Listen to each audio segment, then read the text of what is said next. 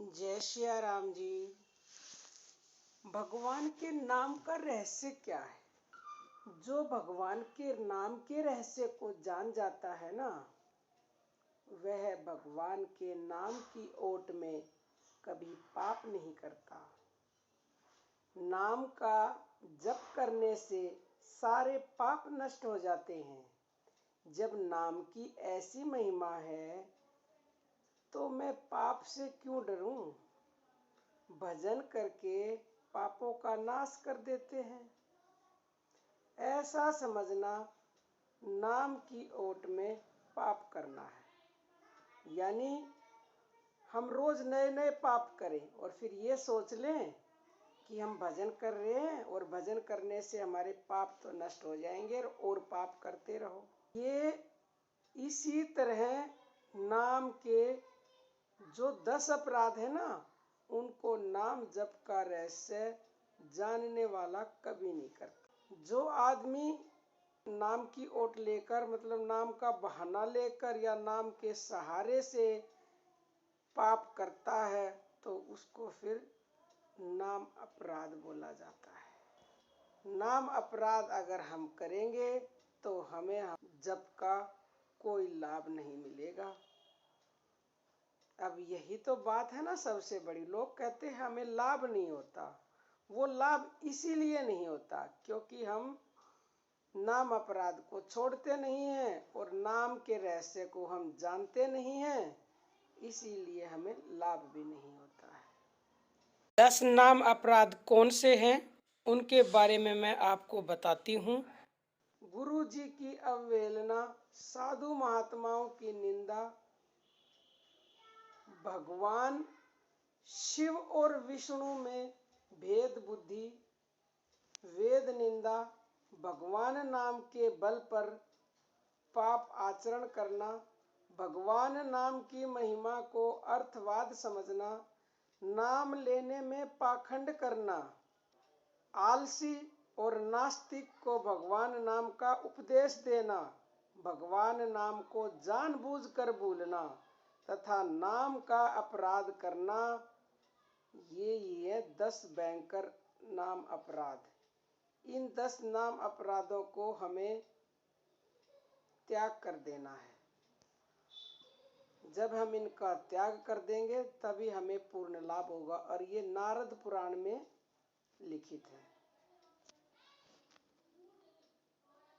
नाम का जाप करने से पाप का नाश होता है, न कि उसकी वृद्धि होती है। इसलिए जो व्यक्ति नाम जप से पापों को धो डालने की बात सोचकर पाप करता है, वह तो नाम की ओट में पापों की वृद्धि करता है। नाम जप महात्म्य का तो यह रहस्य है कि उसके पहले के किए हुए पापों का नाश होता है और नए पाप उससे बनते नहीं हैं। यदि किसी भी कारण से उससे नए पाप बनते हैं, यानी समझ बूझ कर, यानी हम अपनी जान बूझ कर पाप करते हैं या पाप हो जाता है, तो उसने नाम जप के रहस्य को नहीं समझा। जो नाम जप के रहस्य को समझ लेता है, उससे किसी भी हालत में पाप नहीं बनते तथा उसके द्वारा नाम जप गुप्त और निष्काम भाव से निरंतर होता है। इस तरह भगवान का भजन श्रद्धा भक्ति पूर्वक सदा सर्वदा सकाम भाव से करने पर भी भगवान की प्राप्ति हो सकती है। जैसे द्रौपदी ने वन में दुर्वासा ऋषि की कोपाग्नि से अपने कुटुंब को बचाने की कामना से श्रद्धा प्रेम पूर्वक भगवान नाम की पुकार लगाई, तो भगवान तुरंत उसके पास आ गए। उस समय द्रौपदी ने भगवान से इस प्रकार प्रार्थना की, हे कृष्ण, हे महाभाव श्री कृष्ण, हे देवकी नंदन, हे अविनाशी वासुदेव, चरणों में पड़े हुए दुखियों का दुख दूर करने वाले, हे जगदीश्वर, तुम ही संपूर्ण जगत के आत्मा हो। इस विश्व को बनाना और बिगाड़ना तुम्हारे ही हाथों का खेल है। प्रभु, तुम अविनाशी हो, शरणागतों की रक्षा करने वाले गोपाल। तुम ही संपूर्ण प्रजा के रक्षक हो। पहले भी सभा में दुशासन के हाथों से जैसे तुमने मुझे बचाया था, उसी प्रकार इस संकट से भी मेरा उद्धार करना उचित है। यानी इस संकट से भी मुझे बचाओ।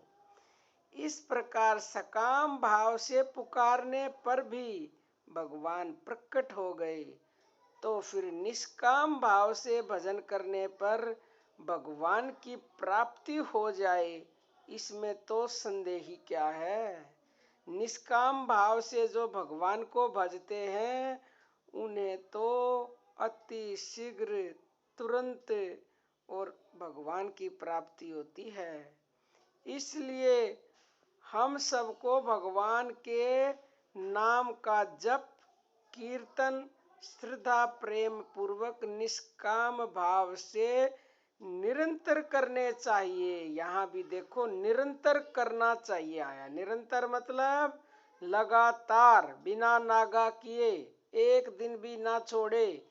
जिस तरह से हम अपने और काम रोज करते हैं, इस तरह से हमें भगवान का नाम जाप भी या भजन कीर्तन आप जो भी करते हैं वो करना रोज है। बस ये नियम बना ले, रोज का मतलब रोज ही करना है।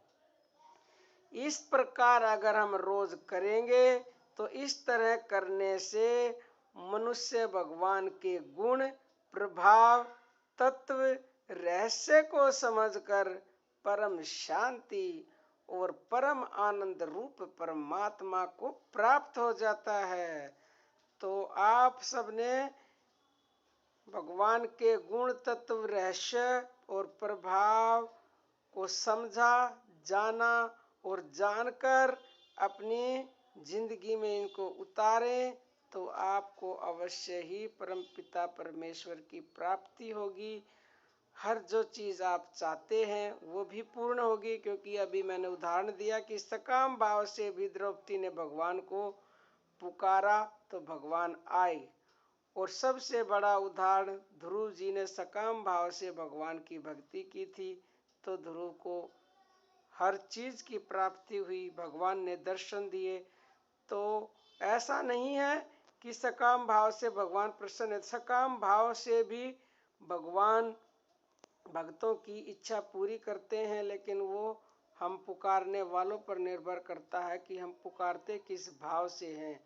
क्योंकि अगर भगवान की तपस्या या भगवान की भक्ति कोई भी करता है, वो भगवान से कैसा भी वरदान मांगता तो भगवान उसको देने के लिए बाध्य हो जाते हैं। उसका परिणाम क्या निकलेगा बाद में वो एक अलग बात है, लेकिन भगवान वरदान तो दे ही देते हैं, चाहे वो कुछ भी मांगता है। वो फिर हम पे डिपेंड है कि हम मांगे क्या। तो हमें भगवान से बड़ा ही सोच समझ के मांगना है। तो क्या मांगना है? भगवान से ऐसे मांगना चाहिए, हे प्रभु, मुझे ऐसा वरदान दो कि मैं आपके नाम को एक पल के लिए भी ना भूलूं। जब उसके नाम को हम एक पल भी नहीं भूलेंगे ना, तो समझ लो आपको 3 लोक की संपदा भी कुछ नहीं है जो मिलेगा इसके आगे। ठीक है, तो आप भी इन बातों पे ध्यान दें और वीडियो को ज़्यादा से ज़्यादा मनुष्यों के पास शेयर करें। भला ही लाइक ना करें, सब्सक्राइब ना करें। मैं कभी कहती नहीं लाइक करो, सब्सक्राइब करो। आप वीडियो को शेयर किया करो, ताकि आपके खाते में भी अपने आप ही कुछ ना कुछ जमा होता रहे। क्योंकि ये परम सेवा का काम है, परम सेवा का। आज के लिए इतना ही। जय श्री राम।